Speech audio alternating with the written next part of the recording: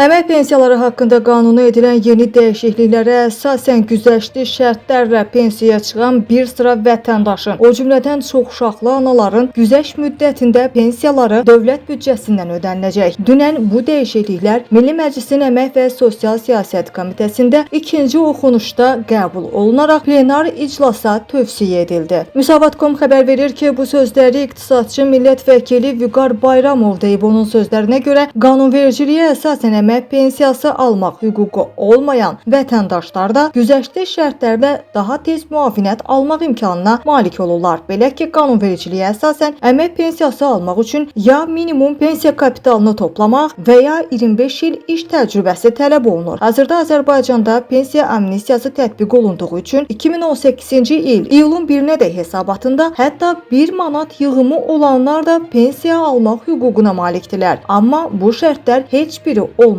halda yaşa görə müavinət ödənilir. Sosial müavinətlər haqqında qanuna əsasən 5 və daha çox uşağı olan qadınların uşaqların 8 yaşına dək sağ olması şərti ilə yaş həddi 5 il azaldılmaqla yaşa görə müavinət təyin olunur. Yəni həmin analar 59 yaşında sözü gedən müavinəti almağa başlayırlar. Eyni zamanda əlilliyi müəyyən edilmiş uşağı olan qadınların uşaqların 8 yaşına dək sağ olması şərti ilə müavinəti almaq yaş həddi 5 il azaldılır. Göründüyü kimi əmək pensiyaları hüququ kimi güzəştli şərtlərlə yaşa görə müavinət də 5 il daha tez təyin olunur. Yəni əgər bu kateqoriya üzrə qadın bu hüquqdan istifadə edirsə, o zaman 59 kişiyə şamil olunarsa, o halda 60 yaşında müavinət ala bilər. Hazırda bu müavinət hər hansı dövlət qurumuna müraciət edilmədən, heç bir sənəd təqdim edilmədən reaktiv qaydada təyin edilir. Eyni zamanda sosial müavinətlər onu almaq hüququ olduğu təqdirdə ən çoxu müraciət edildiyi tarixdən əvvəlki 3